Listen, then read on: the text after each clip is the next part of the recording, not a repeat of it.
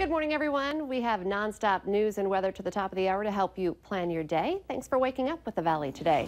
New this morning, the Clay County Sheriff's Office has released mugshots of two men allegedly involved in a gun incident. Eddie Darden of Dilworth and Kyler Kleppe of Mayville, North Dakota are each facing second-degree assault charges. They were arrested after someone reported that the men showed up at a Moorhead construction site yesterday afternoon and threatened people with guns. Police later tracked them down at a nearby gas station, and a search of their vehicle did turn up two guns inside it. A memorial service is scheduled in Charlottesville, Virginia today for the woman who was killed when a car rammed into a group of counter-protesters on Saturday. 32-year-old Heather Heyer's family says that she died fighting for what she believed in. She was in a crowd of people protesting a rally by white nationalists.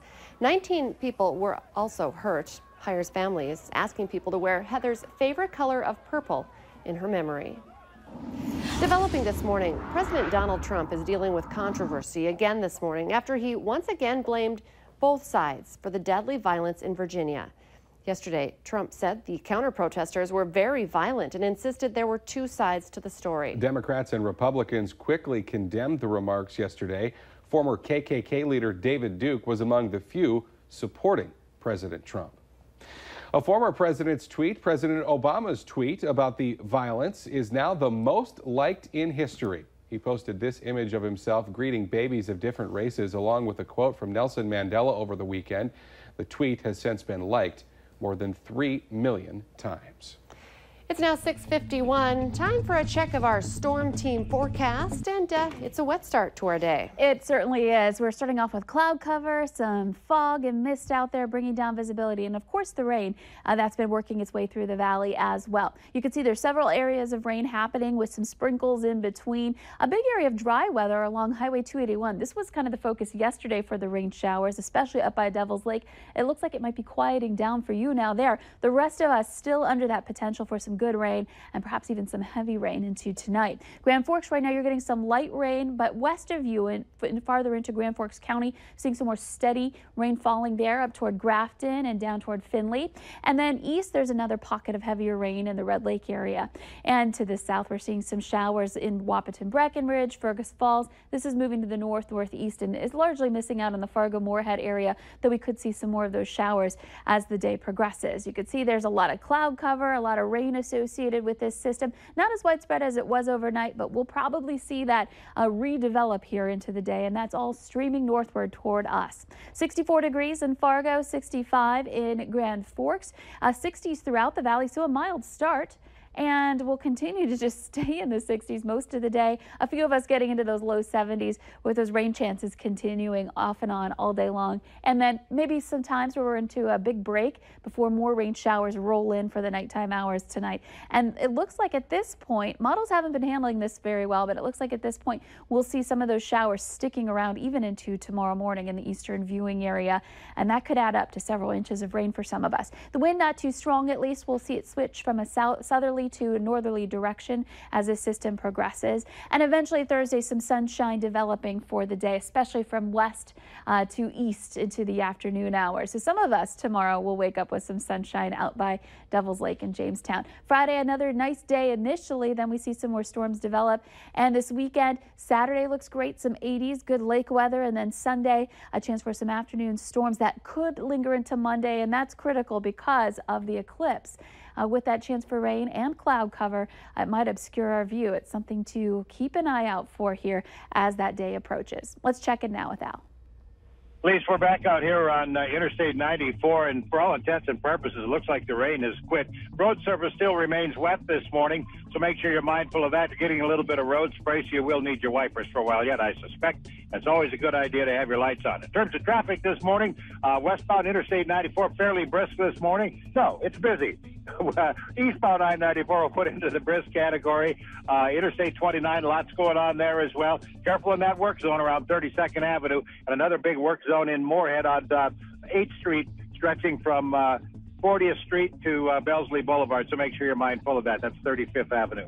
Careful this morning. Drive carefully. Al Ahmed, Valley Today traffic. Another heads up about a traffic closure in the Northern Valley tonight. The Kennedy Bridge that connects Grand Forks and East Grand Forks will be closed starting at 9 p.m. and will reopen tomorrow morning at 6. Now the closure is being done so crews can place the bridge on its new pier. Traffic is going to be detoured to the Sorley Bridge on Demers Avenue. The Fargo School Board has made a take it or leave it offer to the district's teachers union. The board approved a one-year contract offer yesterday morning that includes a $500 pay raise. Teachers are not allowed to strike in North Dakota, so they have less than 2 weeks to decide if they want to sign the deal. Negotiations have been going on for weeks, but the talks stalled over disagreements about pay and classroom safety. You've no doubt been enjoying the warm weather this summer, but did you know warmer weather also presents some challenges for your vehicle? Valley News Live's Ashley Bishop is joining us live this morning, talking with the experts about some of the things that we should be checking now so we don't have any problems down the road. Ashley? That's right, Kyle and Lisa. We've covered a lot this morning, but there are a few things you need to do, at the end of summer, going into fall, to make sure your vehicle is running well, and things you should be teaching your college student. The first one, summer. What should people be doing now, end of summer, before fall, to make sure their vehicles are in tip-top shape? I would recommend getting it winterized before winter, and if, like we talked earlier, if you have a truck and you've used it to put your boat in the water, make sure that there's no water got into that rear axle. Okay, and another thing, college students are heading back this upcoming weekend. Many schools in our area are going back to session. You get a lot of college students because you're close here, Adrian, to NDSU. What are the things you're hearing or you see of college students that come to you guys that they don't know how to do? Well, college kids, they need to know how to check their tires. They need to know how to jump start a car safely. They need to know how to change their spare tire. Those are the simple things that anybody can do that'll save you money from having to pay someone to come and do it. And make sure mom and dad are teaching you those things. One other thing that you mentioned was having a good battery, because many college campuses don't have the plug-in spots. So in the winter, it really drains your battery. Is that right? Yeah, if you have a block heater, that it doesn't help if you don't have any place to plug it into. So we run into that a lot. Okay. So those are just a few tips. Make sure your college student or even you know how to do those things. Changing a tire, obviously a big one, because you have to call tow truck, wait time, and then pay them to change your tire for you. So Kyle, Lisa? Ashley Bishop reporting live for us this morning. Thank you. Next Monday is the deadline for the people behind a Sober Homes project in Fargo to apply for group housing permits. The F5 project has been in the spotlight after a complaint to the city that there were too many non-related people living in what was designated as a single-family home. If the group doesn't apply for the necessary permits, the city planner and inspections department will step in to start enforcing the codes. Today marks a sad anniversary that shocked the world.